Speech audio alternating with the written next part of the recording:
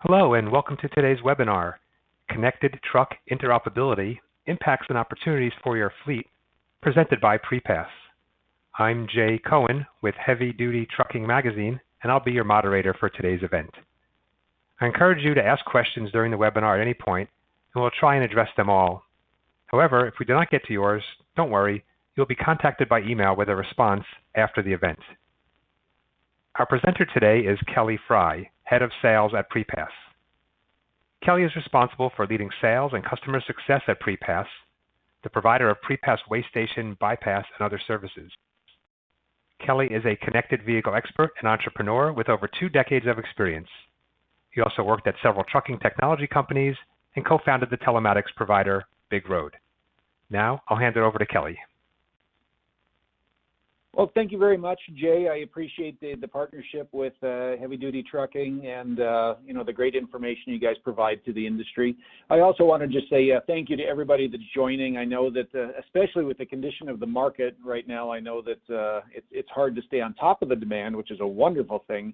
That your time is precious, and I'll try and make sure that the information that we cover today adds some value to your day.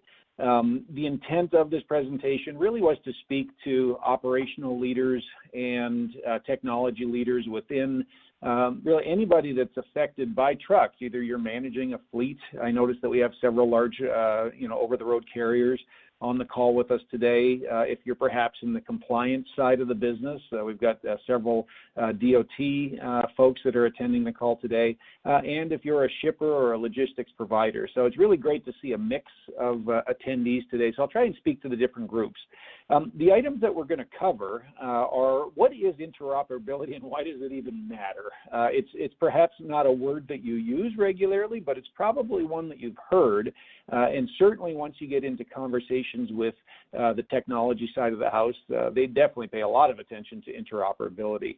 So I'll dive a little bit into what are the types of interoperability, what are some of the technology choices that you should be thinking about that could be affected by interoperability. Where does the return on investment or business case come from? What should you be looking at from your service providers, your technology providers? How do you sell that, to the business itself? What are some of the carrier best practices as it relates to technology interoperability? And then, of course, as Jay said, we'll open it up to questions. But please, anytime throughout the presentation, just click on the message bar, put it in there. We're monitoring it, and we'll just get to them. We'll queue them up and get to them at the end of the presentation. So buckle up and let's go. When we talk about interoperability, again, I wanted to provide a definition of it. And if we go to the Oxford Dictionary, essentially, as it relates to technology anyway, it says that interoperability between devices made by different manufacturers. Really, it's the ability of computer systems or software to exchange and make use of information.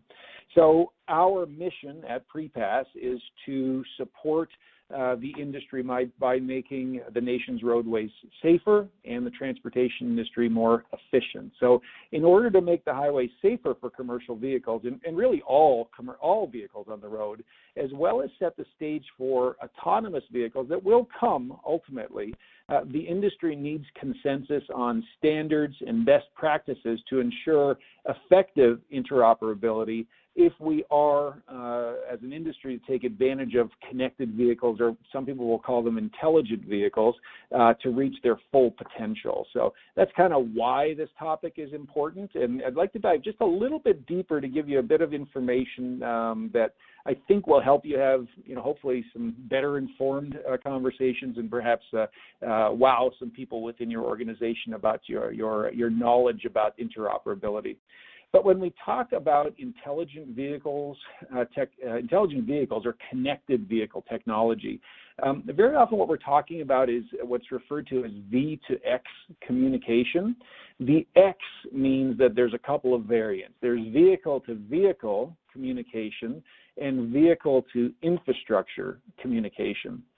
As we look forward to autonomous vehicles, this V2X connectivity is extremely important, and it's very important that our government partners, our compliance partners, are also aware of the opportunity as well as some of the challenges that we have to overcome as an industry to make this kind of future world possible.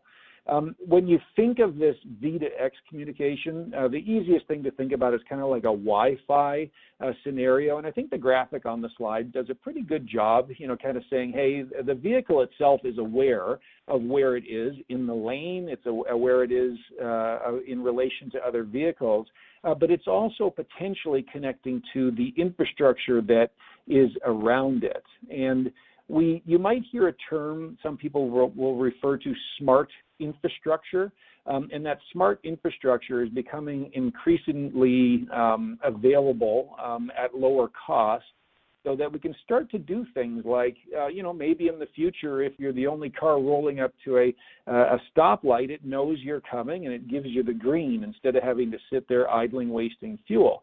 Now, if you can imagine there's two cars approaching that intersection in opposite directions, who gets the green, or perhaps there's one coming from the north and one coming from the west. Which one's going to get the green? Well, it potentially could be based upon the type of vehicle. In the not too distant future, we can identify, certainly using smart infrastructure, is that a transport truck that's coming, or is it a four-wheel vehicle? And should the transport truck perhaps get clearance prior to the four-wheel and have precedence because it's bigger, it uses more fuel, and it's a little bit more, could cause more damage. So give the truck the green light. That sounds great and fancy. It's really not that complicated, quite frankly, once the vehicle is aware of where it is on the road and once the infrastructure is smart, as we say. Today, as you roll around America, you already, in your trucks, if you have some, are already using V2X communications. We at PrePass have been one of the early providers of vehicle-to-infrastructure technology, right? And pretty simple or rudimentary use of RFID tags in the early days for way station bypassing. Those same RFID tags can be used for road tolling. Both road tolling and way station bypassing require vehicle-to-infrastructure connectivity. RFID is a very secure, very simple technology. It doesn't hold a lot of data. It just allows us to say, hey, this vehicle is at this location. As we've migrated over the years to embrace mobile technologies, now PrePass can be embedded into some of your telematics devices, your ELD devices that are on the road. So that kind of progression of our technology from RFID, which is one type of vehicle-to-infrastructure connectivity, to now be embedded with ELD technologies, which leverage cellular and things such as low-energy Bluetooth to be able to communicate. And then increasingly, there's other technologies. You'll hear things like DSRC, which is a dedicated short-range communication. You'll hear about cellular V2X, which is something that one of the providers is providing. So all I can say is this vision that's on this slide is absolutely happening. Your vehicles are already becoming equipped, and you've probably already got service providers that are allowing you to take advantage of this connectivity, but we're still at fairly early days. But that doesn't mean you as a technology provider or you as an operational leader shouldn't start to consider how to make the right technology decisions. So a lot of questions I get when I'm speaking at a trade show or just talking to people in general, or mostly when I'm talking to truck drivers themselves, is, hey, how's this autonomous trucking thing going to affect me? When am I not going to be driving the truck? And I think we all, anybody on this call viewing who's on here, we can all say, hey, we think the potential is there.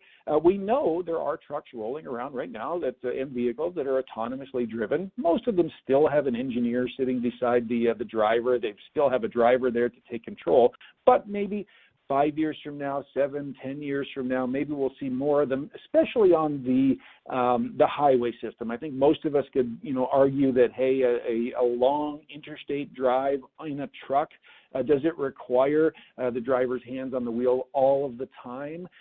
Probably not in the not too distant future.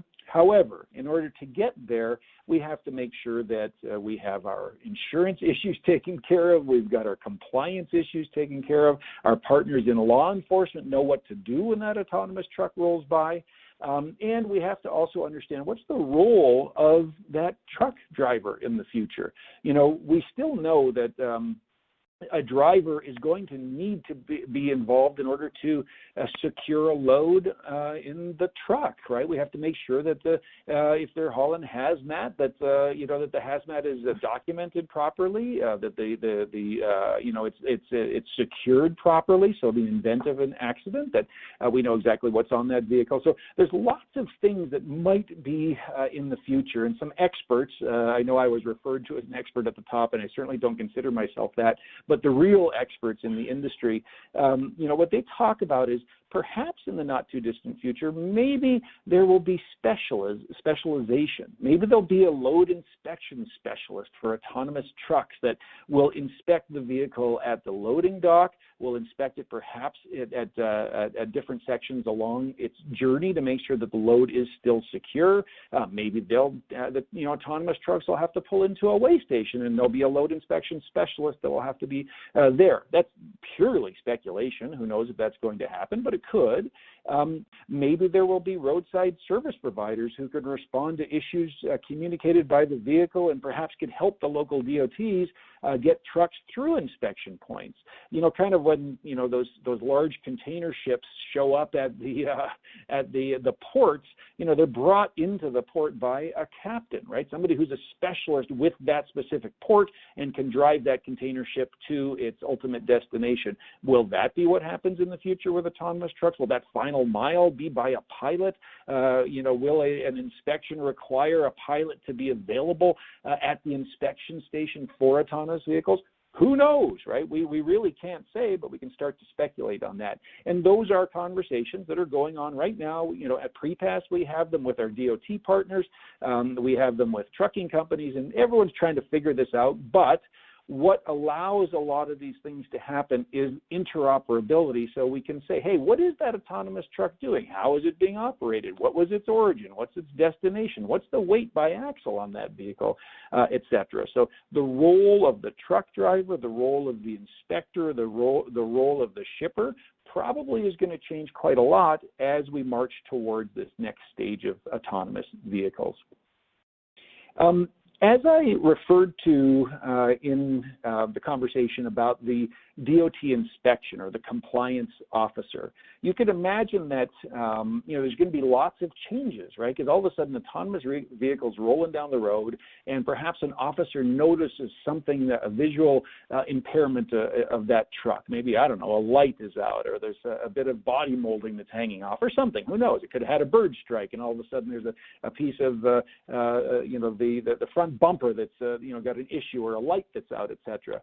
Well, there's a fellow at the CVSA, the Commercial Vehicle Safety Alliance, Will Schaefer. He's the director of safety, and recently he said that we have an idea that there'll be some sort of enhanced pre-trip inspection, and then probably a remote screening or remote verification of that vehicle.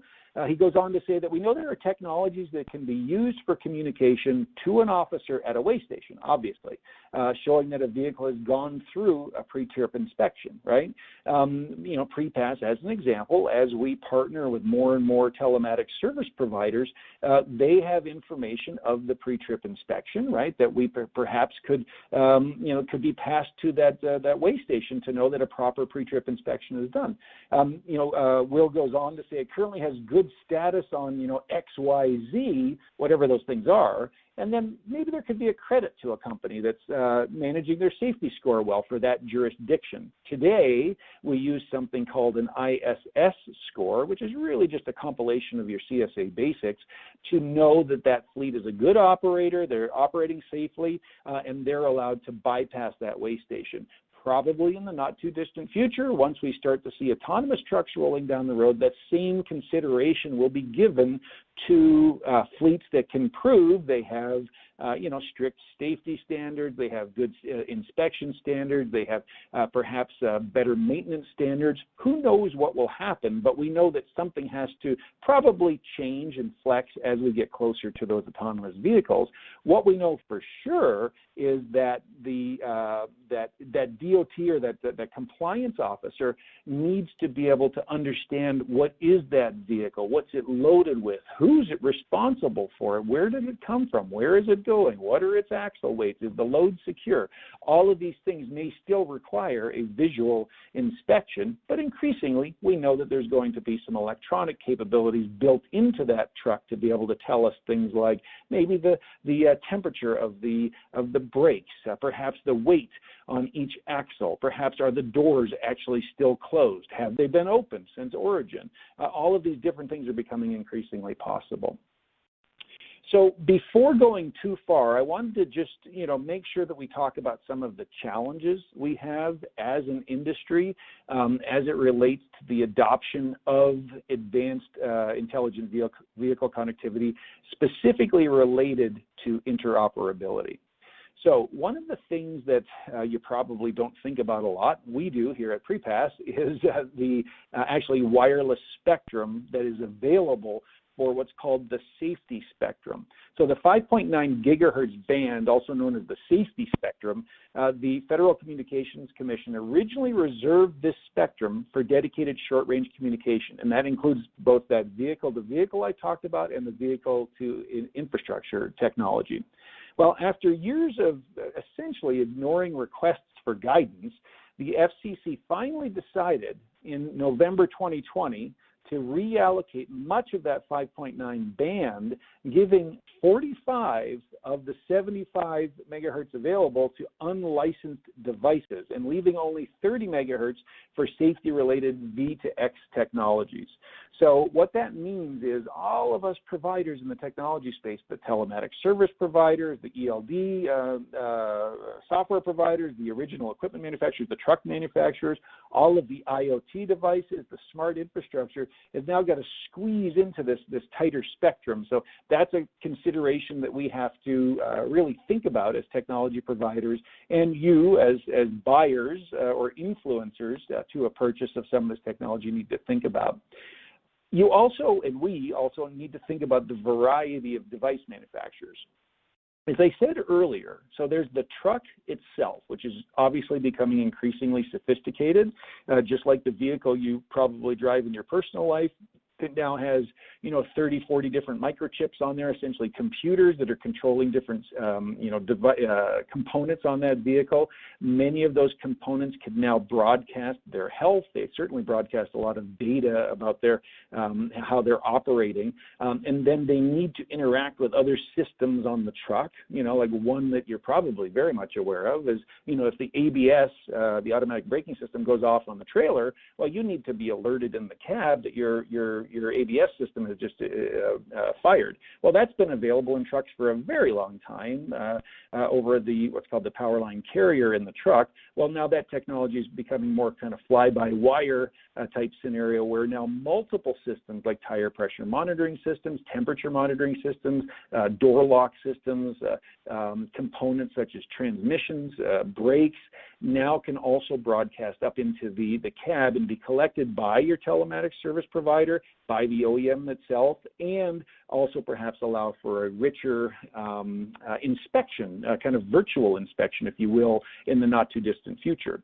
So all of that data that's collected might need to be shared, right? If you have the opportunity and you're licensed to operate autonomous vehicles, you may have to sign up to a user agreement that allows you to, or requires you to share some of that data that you're generating off of that truck, perhaps with local compliance officers, right? So that when that truck, that autonomous truck, is either rolling down the road and gets pulled over by just a DOT or a trooper, that maybe there's some information that they can immediately get by typing in a VIN number or a license plate number, etc. I know this is a little bit fancy and a little bit forward-looking, but really it's something that's not too hard to imagine.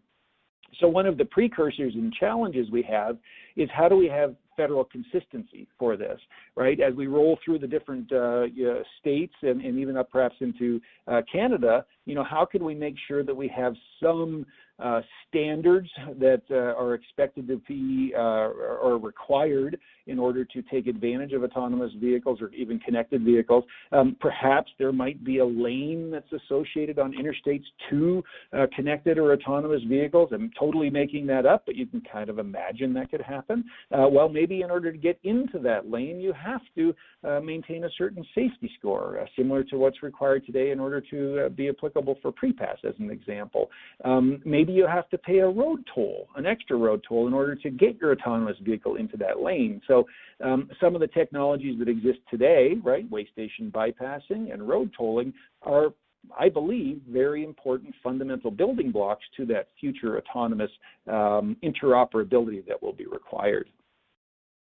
I wanted to focus on one particular area of interoperability or opportunity for interoperability that I know affects anybody that runs across the states. And I can see, based upon the folks that are dialed in today, we have many fleets that operate in pretty much all lower 48 and even up into Canada. But way back in 2012, there was an initiative called the Moving Ahead for Progress in the 21st Century Act. It sounds like a government program, doesn't it? It was signed into law in July 2012.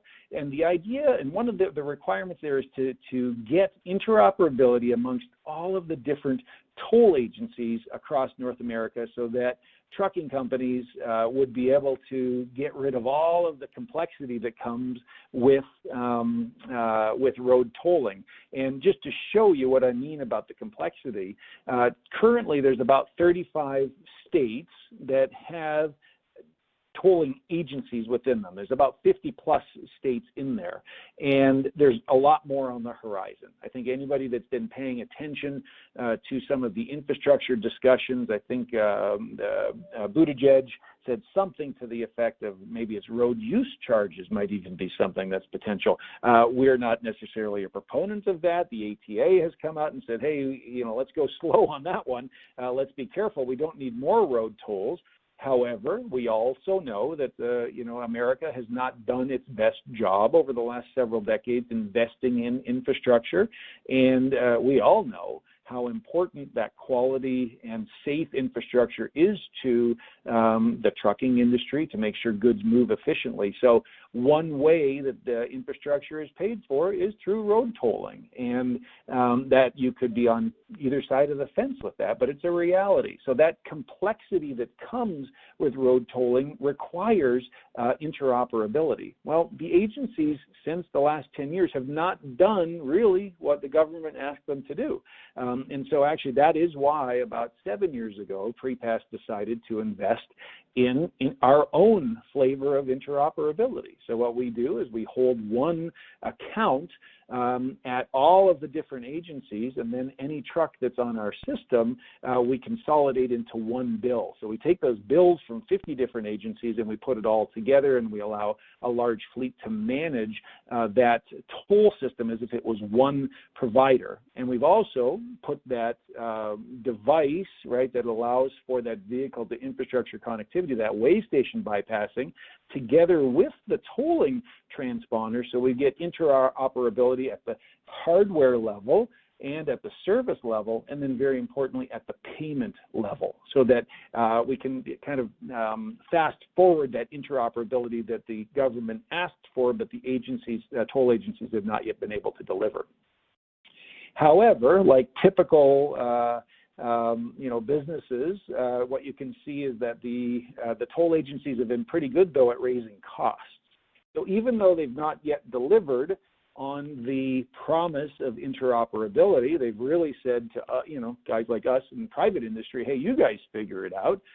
Hey, that cost that's borne by the industry, well, too bad, you guys have to absorb that. But tell you what, we're going to increase the costs of tolls very rapidly. So I know this is probably a little bit hard for you to see here, but what you'll notice is that ATRI, the American Trucking Research Institute, showed that with more than $14.7 billion in revenue collected by the study group, there was an increase of $6.1 billion across 10 years. So that $6.1 billion represents a 72.5% increase in revenue over that 10-year period. So what's really interesting is the agency's taking more out of your pocket to roll. They obviously are investing in their toll roads, but they're not delivering on the promise of interoperability. The good thing is providers such as PrePass stepped up and said, tell you what, we'll offer interoperability so that large fleets can get control of their toll spend across the nation.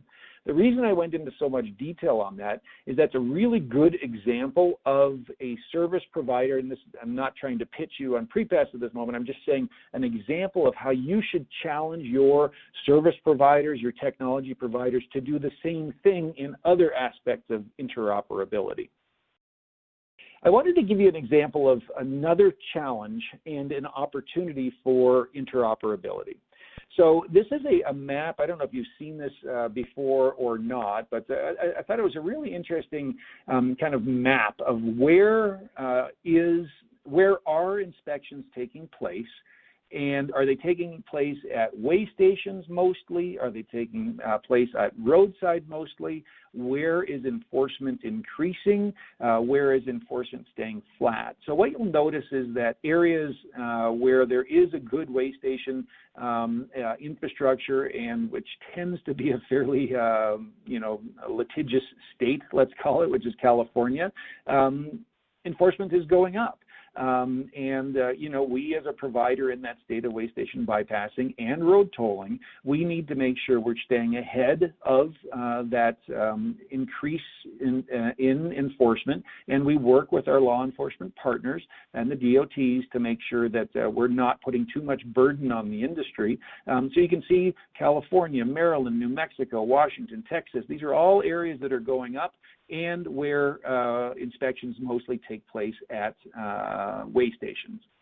The states that are in blue, where we've got a lower or less intense enforcement, and where there's a little police car you can see there, that's where most inspections take place at roadside. So very important as you look for interoperability for your locations or your company is where are you operating, where are you most likely to get an inspection, and make sure that you align with service providers that can give you not only the road tolling and the bypassing, but also the way station bypassing where your trucks roll. So the other thing I just wanted to point out is that a lot of times states don't do a lot of talking to each other. They try through, law enforcement and things such as the CVSA, and certainly get together, for annual conferences with DOTs, et cetera. And certainly the ATA and the other trucking associations invest in educational sessions and a little bit of lobbying to try and get some uniformity amongst the DOTs. We as a service provider also really try and get some standards and uniformity so that as trucks roll across the nation, that they can expect the same thing in the Northeast in terms of an inspection and a paperwork requirement as they're going to expect in the Southwest. And as we get into the opportunity to have more vehicle-to-vehicle and vehicle-to-infrastructure connectivity, that we're bringing our law enforcement partners along with us and the industry, which is, a big part of our mission at PrePass, of course. So I wanted to now turn to just a little bit of a deeper dive, because we actually do have several DOT representatives on the call today, is what does that future of interoperability mean as it relates to inspections in the future? And this happens to be a picture of a Tesla truck that was rolling through a way station and was pulled over for a secondary inspection. In this case, there was a driver involved that happened to be an engineer there as well in the cab of the truck. So a little bit different than the future, but you could imagine what, in the not too distant future, all of a sudden an autonomous truck rolls up, doesn't have a driver in it. How does that law enforcement officer get that truck to pull in? Well, they'll probably have a provider like PrePass that says, hey, you've got to pull in randomly, just like, every other truck may. It's now in there. How do you tell that autonomous truck to stop? How do you tell it that it's got a secondary inspection required? Obviously, there's going to have to be communication between the DOT inspector and the person that's responsible for that truck, right, at that weigh station. It's going to have to perhaps allow the DOT inspector to look inside the cab of the vehicle, open the door on the trailer to make sure that the load is secure, get underneath the vehicle with making sure that the truck's not going to take off while they're underneath there. So you can imagine these are a lot of complexities that need to be dealt with, right? Does that law enforcement officer take control of that vehicle and make sure that there's a shutoff switch? Is there a third-party inspector that's available for any autonomous trucks? Is it more of a virtual or an electronic inspection that looks at things such as the temperature of the brakes, the condition of the tires and their inflation level? These are things that we have available to us today. We have tire anomaly systems, and we've got infrared to check temperatures at weigh stations. But in the future, if we want to make them automated, there's some things that have to be kind of solved that we're working on very hard, not only with the OEMs and our industry partners, our trucking customers, but as well as our DOT and law enforcement officers. So one thing I really do enjoy about my job is that ability to interact with all of these different players, trying to set the stage for this future. So, we always, when we're, talking about this stuff, the reliability of the technology is critical. We love cellular technology for its advantages, for interoperability. We love RFID for its reliability. It always works and it's relatively inexpensive. So for us, we always talk about hybrid, right? Cellular enabled, RFID enabled until the future, maybe with 5G rolled out across the country, maybe RFID is not required anymore. So we're making technology bets for the future that will benefit the industry and our current installed base of customers as well. But at the end of the day, we talk a lot about how the interoperability amongst those systems is critical. So when we look at our network as an example, you can see on the map here that the connection of the weigh station bypassing and the road tolling to really provide coverage pretty much across the United States. Wherever it's available, we try to be there. We invest a lot in interoperability technologies. We partner with a lot of companies and organizations such as Oregon Greenlight and NORPASS and BC Way to Go to make sure that if you've invested in bypass technology in a different jurisdiction, that can operate on our network. So we've enabled interoperability between weigh station bypassing providers. We're the only provider to do that. And then we've added on the tolling on top of that. So it's one investment by the trucking company into one device, and then that can be used for multiple purposes, which is really critical. So you not only get the benefit of that interoperability, but obviously your costs go down a lot. There was a recent announcement that I'm quite happy and proud about. We announced a partnership with Garmin, and I know Garmin has been around forever and it's a very well-known name, and they develop a line, obviously, of truck-specific navigation devices. And they've got a new diesel solution. It's called DEZL, and it's or DEZL. I apologize, my Canadian came through there, but DEZL device, and basically PrePass is embedded in that device. So now if an owner-operator, because it's typically a smaller truck fleet, goes out and buys that diesel device, that Garmin diesel device at the truck stop, so you can get truck-specific navigation. As they're rolling down the road now, all of a sudden on their Garmin device, it'll pop up and say, hey, there's a weigh station ahead. And if they're a PrePass customer, then they can get that weigh station bypass right on that Garmin device.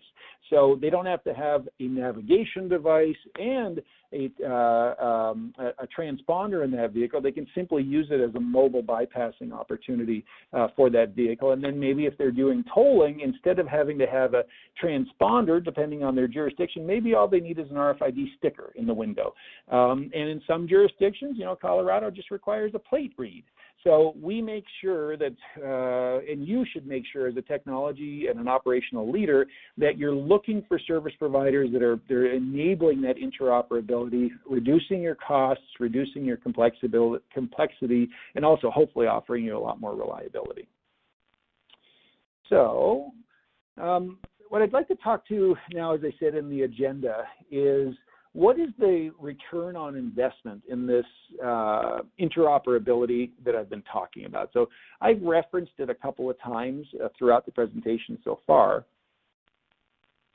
But really what it comes down to is the business case is built upon the consolidation of technologies and suppliers. I think we probably all can imagine a future where you probably will just spec the truck, and that truck might be able to be the thing that allows bypassing. It might be the thing that is the tolling token, if you will. That will come. So our OEM partners are very critical to our future and to your future if you're buying and operating trucks. But our ELD and telematic service provider partners are very critical now and into the future because they do things that the OEM probably will never do, right? They'll integrate route optimization, they'll integrate navigation, they'll integrate workflows, etc.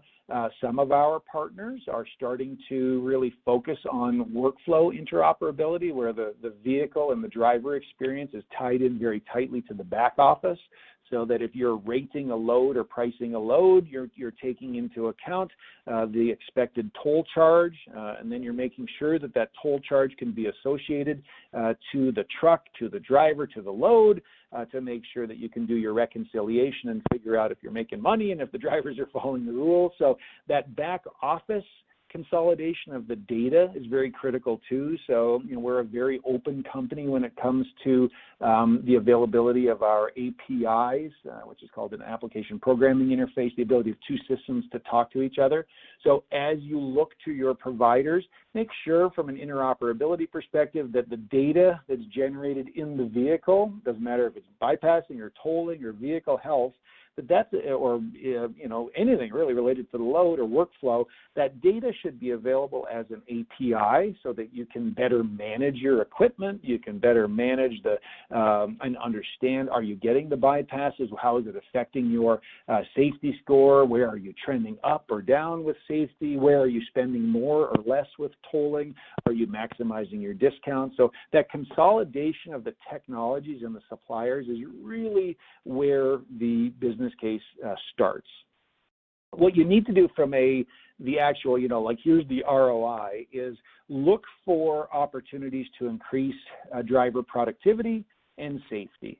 I think everybody on this call, it doesn't matter if you're law enforcement or, a trucker or a shipper, you've probably all heard that saying, if the wheels ain't turning, you ain't earning, right? So the idea is keep the truck loaded and keep it moving because you got to get that load to the next destination.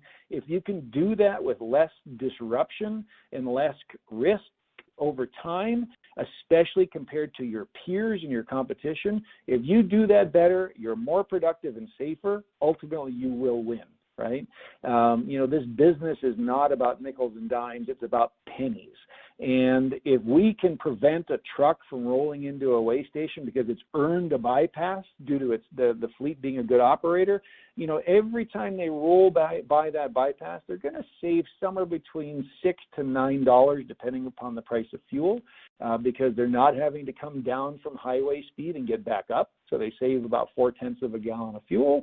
They're not having to, spend the 5 to 30 minutes in that way station getting an inspection or waiting in line to get the inspection, or maybe get pulled in for a secondary inspection, which is going to take them a lot longer and increase their risk of an out of service, right? So focus on the increase in driver productivity and safety when it comes to way station bypassing. We like to say it saves time, fuel, and money, which I know it does because I know the 700,000 plus trucks in our network. They don't just buy it for fun.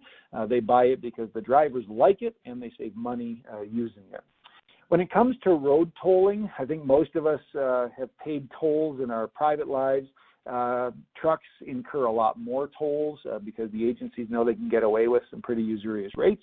With a transponder or a RFID tag, you can save up to 80% off of the cash rates. It's a pretty significant cash savings, obviously. We want to make sure you maximize those discounts, but also trucks are very prone to getting violations. Maybe they speed through the toll booth. If you do it twice, they'll shut you off and get rid of any discounts, so it can become very usurious.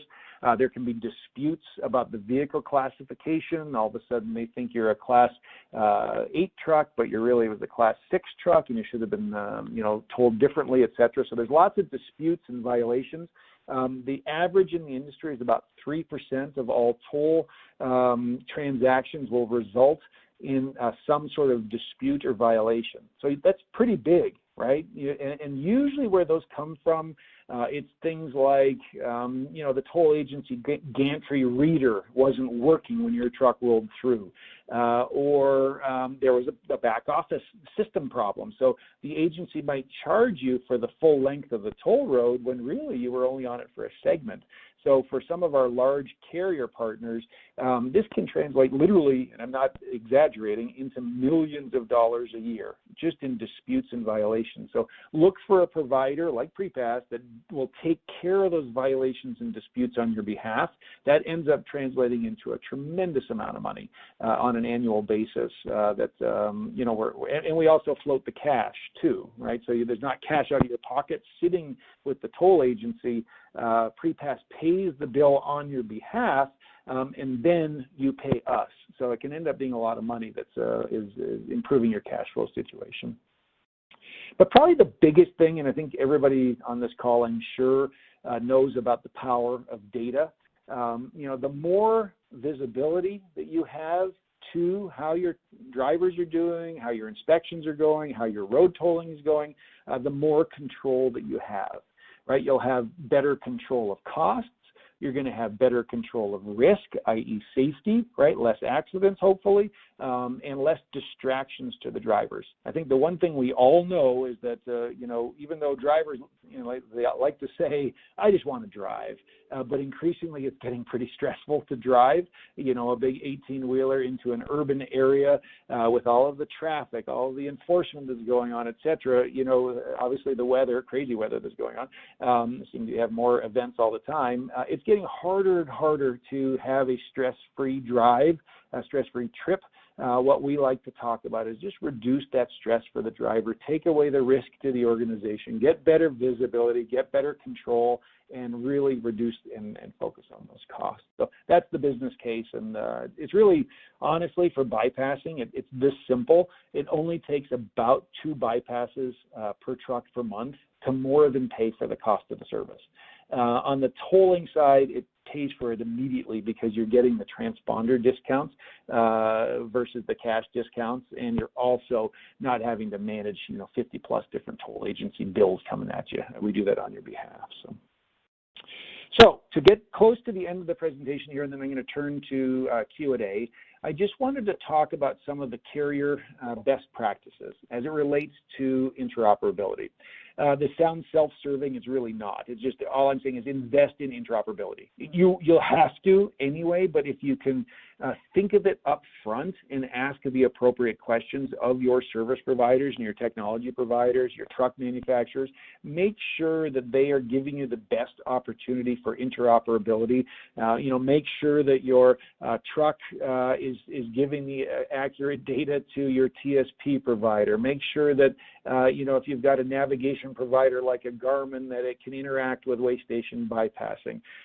Make sure that your telematics service provider has an open API so that you can get the data from that TSP and share it with other partners that you have to make better decisions and make better kind of data-driven decisions as well.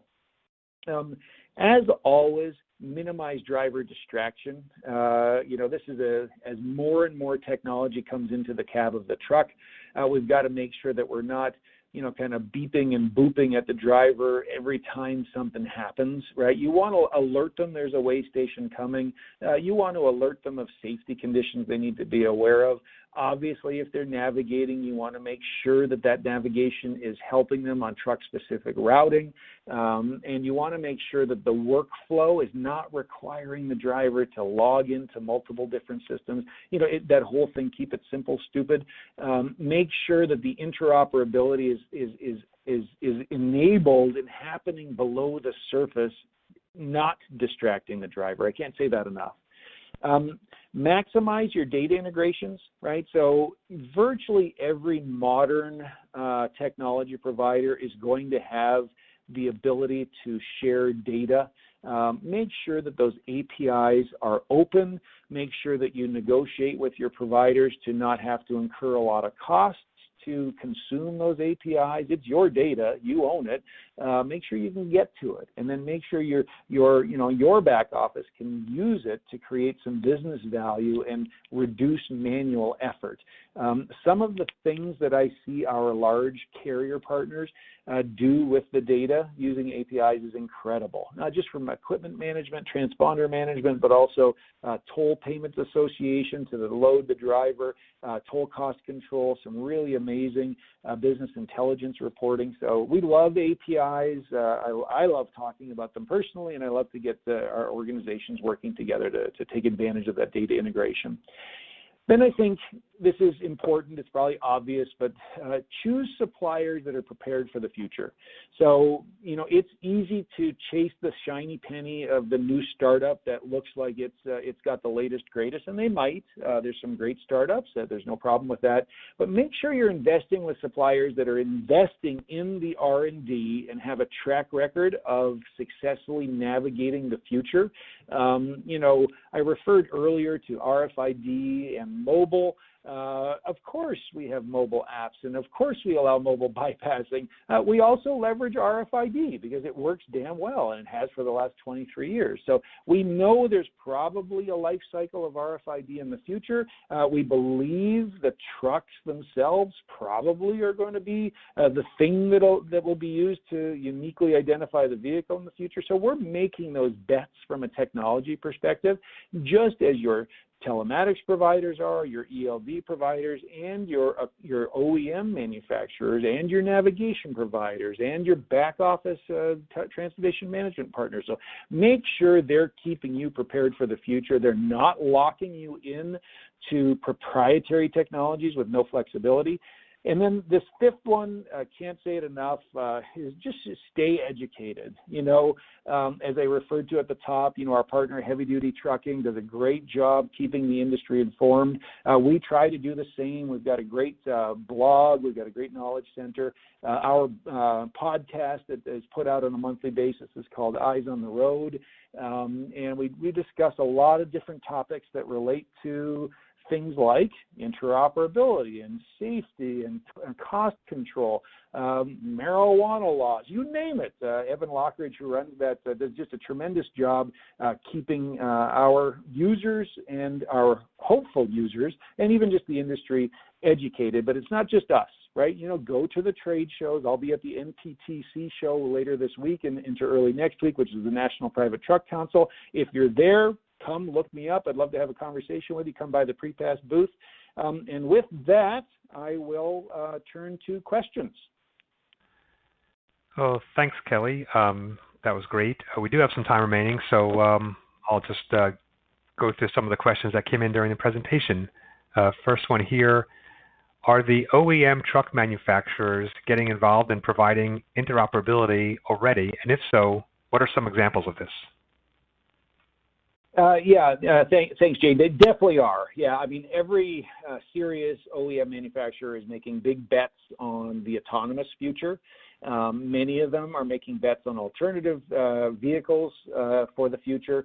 One thing they're all absolutely doing is looking at the components on the vehicle and their ability to communicate the information about their health, how they're operating, etc., through the engine bus, the J1939, if you're familiar, and then making that data available either to back office OEM systems or out to their telematics service providers. And that interoperability of that data is very, very critical for the future of connected vehicles and autonomous vehicles. They're also making big bets on the things that we talked about in this presentation, the vehicle-to-vehicle connectivity with things like Bluetooth Low Energy and DSRC, et cetera, as well as working with folks like PrePass to make sure that those trucks perhaps could be embedded with some of our technologies in the future. So yes, big bets going on both at the component level and at that V2X level that we talked about earlier in the presentation.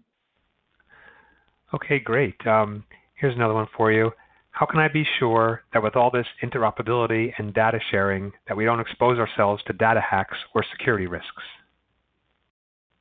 Yeah, obviously that's a sad but very prescient question.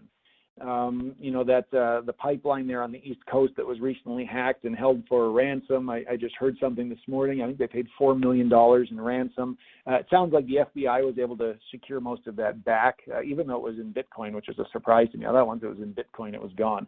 But anyway, the ransomware, ransom demands that are increasingly that we're seeing, the data hacks just of personal information. Once you have interoperability, you definitely do have to pay special attention to the quality of the security that your suppliers are providing. It is well within your right and should be your expectation to ask your data provider, your service and technology partners to provide their security documentation and infrastructure. They should be able to tell you how they test their security to make sure that, you know, everyone I talk to, I'm not a security expert, but they always talk about layers of security, right? And, you know, right down to the individual level, carrying, you know, the data stick and the door to the, you know, the computer lab has, you know, that's a layer. You know, you know, kind of hardening the layer around your systems within the building, your systems that are out in the cloud, and then each of your service providers needs to be able to prove that they're doing the same thing. So really what I say is make sure you're investing with technology providers that can prove to you that they take data security seriously, they take physical security seriously, and that they've got policies in place is what I would recommend. Okay, let's move on to another question for you. Regarding the positive ROI example, what other things should I include in the business case to support our investment in interoperability? Yeah, I think that, you know, I tried to cover mostly what I was thinking about, but I guess other things I would look at would be probably kind of forward investment protection. So make sure that you're investing with technology providers that are not kind of keeping you within, and this is a Steve Jobs term, a walled garden. You know, a walled garden can be good sometimes if you're trying to, you know, maximize security and minimize flexibility or, you know, minimize risk perhaps. But you really want to invest in providers that believe in data sharing. They believe in a strong partner ecosystem. You know, we take partnerships very seriously at PrePass, you know, because we've been around for 20-some years and we've got a very well-known brand to support.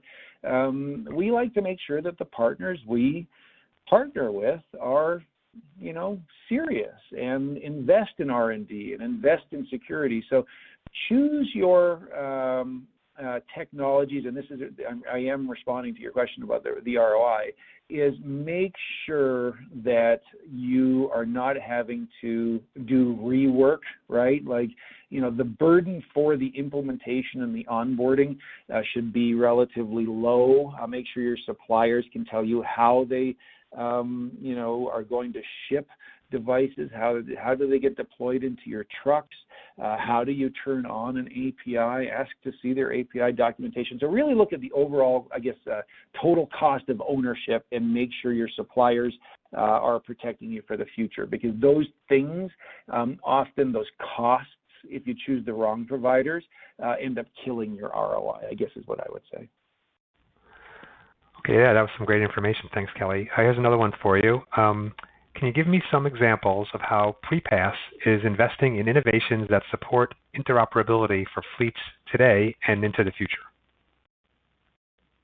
Sure. So I think I referred to most of them. You know, obviously we're making sure that way station bypassing and tolling can be easily integrated. We've got bundles available. So that's one area of interoperability. We're continuing to expand the network, both from a way station perspective and a toll agency perspective, although we've pretty much got every toll agency covered. But so continuing to invest in our network, our infrastructure, big investments in partners. So our telematics service providers, with our OEMs, with our fleet management companies, making sure that we are staying ahead of the curve with our partners and choosing partners that we believe understand interoperability well, understand the importance of data security, understand the importance of flexibility. You know, like partnering with Garmin or, you know, Geotab is a good example. You know, both of those providers are excellent brands, been around a long time, take data security, you know, very, very seriously, but also offer systems that are, you know, easy to acquire, easy to implement, and very flexible in terms of data sharing and, you know, report generation, and really just flexibility across all different vehicle types as well. So that's kind of how we do it on our side. Okay, and looks like we'll give one last question for you before we wrap it up. What are the charges for this PrePass service?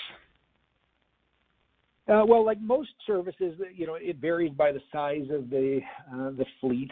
So, you know, an individual owner-operator can get out using way station bypassing. I think just standard retail price for one truck, I think it's $17.65, if I remember correctly.